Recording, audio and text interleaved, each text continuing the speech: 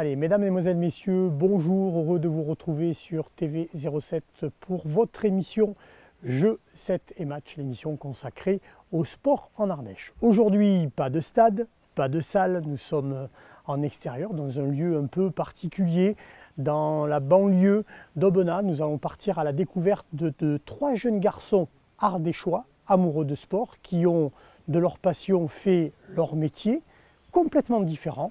Vous allez voir, on va partir à la découverte de Calade Cycle et de la marque GOT. Allez, direction l'atelier de Calade pour parler vélo et belles pièces de mécanique et de manivelle.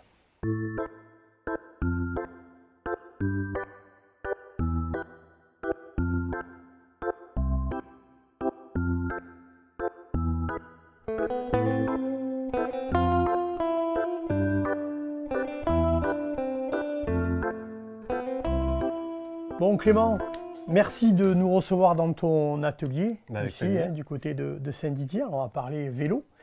Mais avant de démarrer, de rentrer un peu dans le détail de ce que tu fais, tu vas te présenter rapidement à nous, ardéchois, oui. Sportif, hein, ancien sportif. Oui, et de nouveaux sportifs. Et de nouveaux sportifs. Et du coup, tu as décidé de ta passion d'en faire ton métier. En lien avec tes études. Mais je te laisse plutôt te présenter rapidement et nous expliquer un peu ton cursus et comment tu en es arrivé, on va dire, à fabriquer des vélos. D'accord. Ben moi, j'ai une formation d'ingénieur à la base et suite à différents métiers que j'ai pu exercer, j'ai voulu me recentrer un peu sur ma passion, qui était une de mes passions, qui était le vélo, et faire cohabiter ça avec mes études d'ingénieur en mécanique. Et donc, après avoir rénové cet atelier, qui était une ruine, j'ai décidé d'y monter un atelier vélo. Donc un atelier vélo particulier, c'est un atelier où on fabrique des cadres sur mesure pour une utilisation et un client spécifique. Ça, c'est un peu le concept. C'est-à-dire qu'on n'est pas dans un magasin de cycle où on arrive, qu'on est dans un catalogue, hein, on va prendre un vélo. Et puis à la rigueur, c'est plutôt le cycliste qui va s'adapter au cadre ou à la forme du vélo. Alors voilà, il va trouver dans le panel aujourd'hui des constructeurs peut-être ce qui lui convient. Toi, tu vas prendre le problème à l'inverse. Ouais. C'est-à-dire que le client va venir te voir, il va te dire voilà, Clément, je veux faire ça, ça, ça et ça. Et toi, à partir de là, tu vas commencer, c'est ça, à réfléchir à la conception du vélo. Oui, c'est exactement ça en fait. Le sur-mesure pour moi, il est à 2 niveaux. C'est vraiment les mensurations.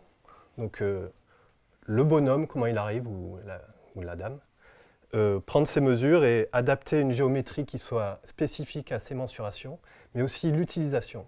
Pour fabriquer un vélo, en tout cas le concevoir, je vais surtout demander qu'est-ce qu'on va faire avec ce vélo, quel type d'utilisation, plutôt randonnée, sportive, quel type de chargement, rien, ou alors des chargements importants pour le voyage, quel type d'accessoirisation, des lampes ou pas, enfin tout un tas de paramètres qui vont définir vraiment le vélo dans sa conception globale. Donc ça, c'est des choses à prendre en amont.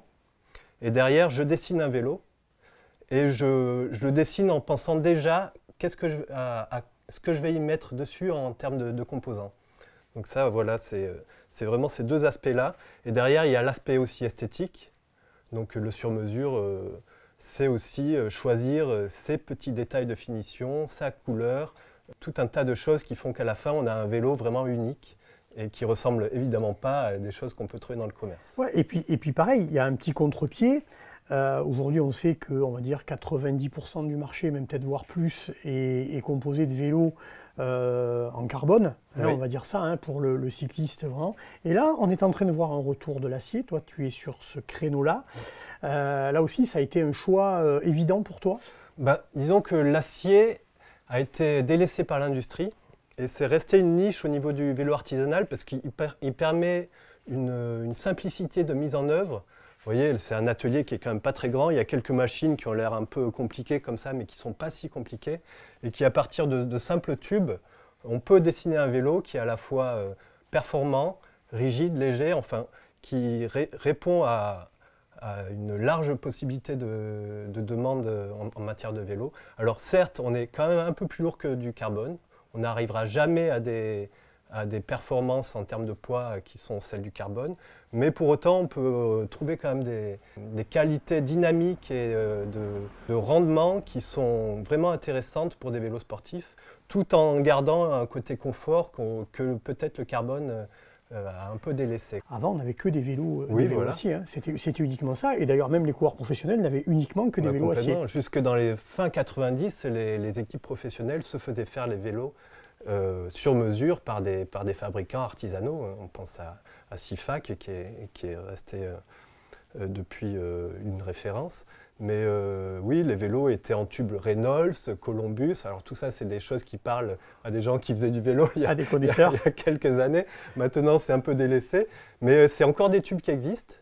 Et c'est avec ces tubes-là que moi, je continue à travailler en utilisant un peu ces techniques qui avaient été un peu délaissées par les industriels, mais qui sont restées la spécialité de certains cadreurs artisanaux. Alors aujourd'hui, on revoit pas mal de cadreurs artisanaux se remettre en marche et qui travaillent essentiellement l'acier, effectivement.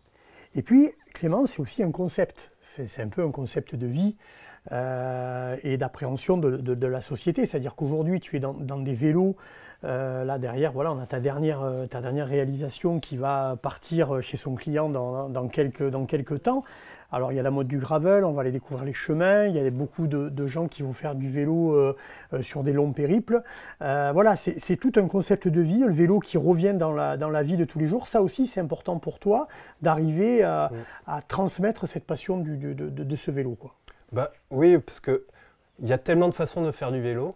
Et toutes sont intéressantes, autant la plus sportive et la plus engagée au niveau de la performance que la plus contemplative ou même le utilitaire. Moi, je suis très tourné vers le vélo utilitaire, c'est-à-dire le vélo qui, d'une certaine façon, sur pas tous les aspects, mais de nombreux, peut remplacer la voiture sur pas mal d'utilisations. Donc ça va être le vélo cargo. Et oui, ça va être aussi le vélo entre deux, entre la performance et l'utilitaire. Ça peut être les vélos de voyage, on peut partir plusieurs jours avec un petit chargement. Et la durée moyenne de la conception, par exemple, comme un vélo comme celui-ci, tu as demandé combien d'heures de travail pour arriver à ce résultat? Alors là-dessus, il y a plus de 40 heures de travail. Alors c'est difficile de définir vraiment le temps de travail parce qu'il y a aussi beaucoup de temps d'échange, de temps de définir un projet. Après, moi, quand j'ai tout à l'atelier et qu'il suffit de couper, de souder, d'assembler, ça va relativement vite. Alors, il y a encore des fois des petits couacs qui fait que j'ai un peu des choses à réajuster, mais quand même, c'est pas le temps le plus long. Ce qui est long, c'est de définir le projet. Aujourd'hui, ce qui est long, malheureusement, c'est de trouver les pièces, les composants. Les pénuries, elles impactent beaucoup le secteur du vélo, donc ça, c'est assez problématique. On arrive à s'en sortir parce que moi, je propose des montages de sur-mesure, donc des montages à partir de pièces que je trouve. Mais bon, voilà, grossièrement, c'est ça. C'est un vélo comme ça, c'est une grosse semaine de travail. Là, pareil, il y a des machines, on va dire particulières, spécifiques vraiment pour les cadreurs. Oui. Alors ça, c'était un peu la difficulté au moment de monter cet atelier. C'est qu'autant il y a des machines qui sont relativement standards par rapport à tout ce qu'on a dans un atelier de fabrication. Là, on a un petit tour, une fraiseuse. Alors ça, c'est des choses qui se trouvent d'occasion relativement facilement. Mais on a des outils vraiment très spécifiques à la fabrication de vélos. Donc, notamment cet objet-là qui permet de tenir les tubes pour faire des coupes précises et ensuite d'avoir des ajustements impeccables au moment de la soudure. Donc, faut savoir que quand même sur des vélos, on cherche des précisions quand même assez fines, notamment sur tout ce qui est axialité. Donc il ne faudrait pas que la roue arrière soit décalée. Donc tout ça se joue au moment de la coupe. Et les coupes, on ne peut évidemment pas les faire à la volée. Il faut tenir tout ça très fermement. Et donc on a des outils qui permettent ça. Donc cet outil qui vient des États-Unis, voilà, il y a 2 fabricants dans le monde qui font ce genre de truc. C'est un peu bizarre, mais en tout cas c'est l'outil indispensable pour le cadreur. On a aussi un marbre de contrôle, on a différents outils voilà, qui sont vraiment dédiés à la fabrication de cadres. Clément, ce serait quoi le but ultime pour toi aujourd'hui? C'est quoi la finalité en fait, du projet? Ce serait quoi pour toi? Là, on voit, tu es. Mais c'est quoi qui pourrait faire évoluer aujourd'hui Calade Cycle et vers quoi tu aimerais tendre? Moi, je rêve, j'ai toujours des vélos en tête, ça c'est sûr. Pour moi, pour les autres, à chaque fois qu'on me parle de vélo, je me dis tiens, ce serait sympa, ou en tout cas ce serait intéressant de pouvoir faire telle réalisation technique. Pour moi, la vocation de Calade Cycle, c'est vraiment de m'équiper pour pouvoir proposer un maximum de vélos, de sortes de vélos, et de pouvoir intégrer le plus grand nombre de procédés dans cette fabrication de vélos qui soit. Donc évidemment, je ne pourrai jamais extraire le minerai dans mon jardin et mettre des hauts fourneaux pour obtenir des tubes, mais il n'empêche, je pourrais avoir d'autres machines qui me permettent par exemple de faire un tandem, de faire des vélos cargo, de faire des accessoires que pour l'instant je ne peux pas faire, de faire la peinture, je voudrais faire la peinture. Donc intégrer quand même le maximum de composantes de la fabrication de vélos pour pouvoir proposer ça aux clients. Voilà. Je n'ai pas d'objectif en termes de quantité, mais je voudrais techniquement pouvoir couvrir maîtriser presque de A à Z, on va dire, la conception du Alors moi, vélo. j'ai plutôt tendance à dire de R à Z. Tout le reste, c'est l'industrie qui s'en charge avant moi. Ouais. Et moi, j'arrive à la fin et je fais plus qu'un détaillant, je fais plus qu'un monteur. Mais je reste quand même dépendant, faut bien le dire. Et puis après, il y a l'entretien. Je suppose que les vélos reviennent, il y a de l'entretien, il y a tout ça aussi. Alors j'espère le moins possible. Le suivi de chaque projet dépasse le simple fait de livrer un vélo. Évidemment, j'ai un œil sur tout ce qui s'ensuit. Et aussi en termes de retour, qu'est-ce qu'on me fait comme retour? C'est ce que j'allais dire. Aujourd'hui, par exemple, un client qui t'a commandé un vélo, par exemple celui-ci, puis il va dire, là, il y a plus ou moins ça qui me convient pas. Est-ce que toi, tu peux réajuster après? Alors, je suppose que tu peux pas vraiment, une fois que le vélo est soudé, ça paraît compliqué, mais est-ce que toi, tu arrives à apporter après quelques petites modifications qui peuvent faire évoluer le vélo? Oui, ça pourrait. Hein. Alors ça, c'est quand même une des grandes caractéristiques de l'acier et des cadres acier. On peut les retravailler. Alors ça engage quand même souvent des modifications importantes, notamment le fait de retravailler un cadre. Ça fait de toute façon, ça engage de devoir refaire une peinture derrière. Ouais. Donc mais ça reste possible. Récemment, j'ai récupéré un cadre qui avait été fait par un autre artisan. Le client n'était pas très content de ses caractéristiques et j'ai pu modifier l'arrière, j'ai recoupé, j'ai ressoudé. Donc ça, c'est des choses qui sont vraiment possibles. On peut l'accessoiriser autrement, mettre des inserts de porte-bidon, des porte-bagages. Tout ça, c'est des choses qui sont possibles. Alors, c'est des modifications qui sont souvent assez importantes. Mais oui, tout ça, c'est possible. Et il est aussi possible de prendre des vieux vélos acier et de travailler à partir de ça, de les modifier, de les remettre un peu au goût du jour, de mettre des disques, de mettre des accessoires qui n'y étaient pas là. Donc, l'acier permet ça, ce que ne permet pas le carbone. Donc ça, c'est sympa quand même. Clément, une dernière question un tout petit peu sport. Là, c'est peut-être du fantasme, hein, mais est-ce qu'on peut imaginer un jour revoir des vélos acier dans le peloton professionnel? Est-ce que c'est quelque chose qui d'après toi, est réalisable aujourd'hui? Honnêtement, je ne pense pas. Je crois qu'il y a une équipe qui avait pensé, ils avaient fait un coup de com' là-dessus, et je pense que les coureurs se sont positionnés en disant nous, rajouter 600 grammes sur un cadre, c'est pas possible. Ouais, la principale différence, alors outre les caractéristiques, on a dit de rendement, tout ça, de confort, le poids. Le poids quand même. C'est quand même l'élément un peu qui va handicaper ce style de vélo-là. Ben, en tout cas, pour des coureurs professionnels, c'est sûr que les écarts sont tellement infimes que ça se joue à ce niveau-là. Pour des cyclotouristes lambda, je dirais, souvent, on a plus à gagner à être un peu plus confortable, un peu plus ajusté au niveau de la position, quitte à prendre quelques grammes, plutôt qu'à chercher un vélo très performant sur lequel on sera mal. Pour moi, ça c'est vraiment le... Retenez ça, c'est très important, l'ami cycliste, je peux vous dire. Surtout avec le poids des âges, on va chercher, c'est vrai, plutôt le confort. Et le confort, c'est la performance. C'est clair, c'est clair.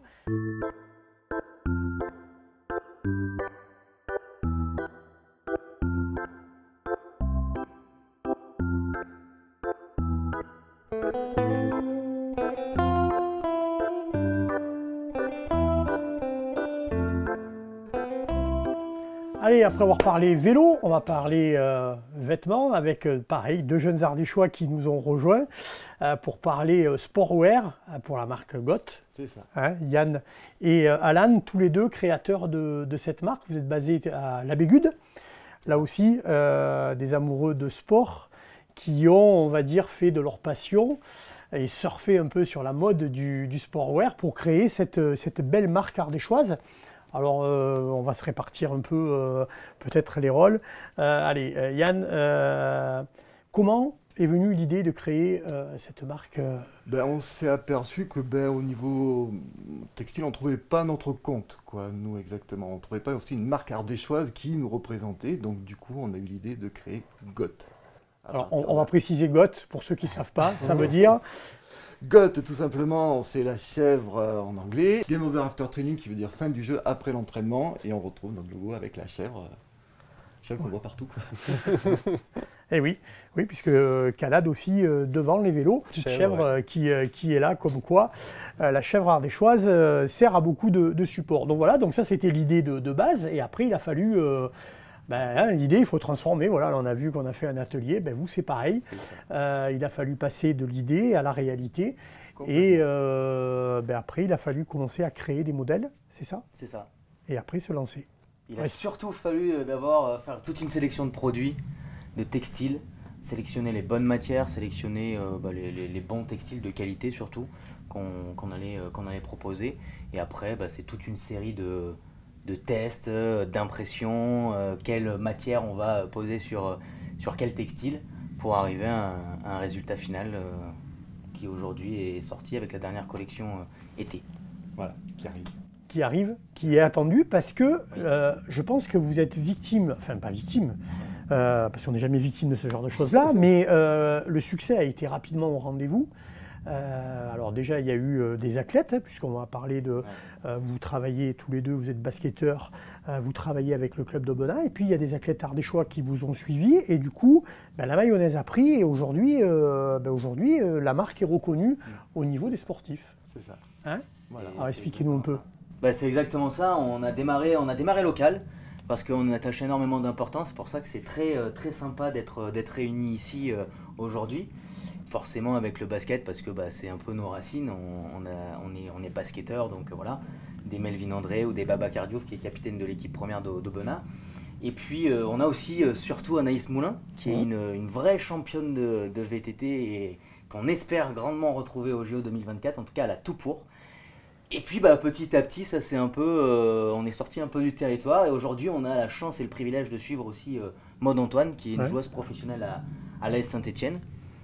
Ouais, et puis pas que centré sur le sportwear, puisque vous avez des vêtements aussi techniques sur la pratique du sport. On en parlait tout à l'heure en off, il y a des maillots notamment de vélo qui existent. Exactement. Donc vous avez vraiment un panel assez large au niveau de votre catalogue. Complètement, tout sport. Tout sport et personnalisable. Exactement, et personnalisable, c'est-à-dire que demain une association peut faire appel à nous pour créer soit une collection une petite boutique, soit pour s'équiper tout simplement. Une équipe de foot, une équipe de rugby ou peu importe, même des sports individuels, on peut faire appel à nous pour faire leur collection de vêtements et s'équiper en tenue GOT. Mais c'est quoi un peu la finalité du projet aujourd'hui, du projet GOT? C'est d'aller vers où? De créer de forts liens en local. Ici en Ardèche, on a vraiment envie de partager des choses avec le local, avec les associations, les entreprises qui sont ici en local. Puis après, on verra où l'avenir nous mènera. Mais déjà, soyons une marque forte du territoire ardéchois. Et puis en espérant que la chèvre dépasse les frontières de l'Ardèche. Cet amour quand même tous les trois du territoire ardéchois quand même. Ouais. Ça aussi, c'est quelque chose qui sur lequel vous êtes sur la même longueur d'onde, Clément.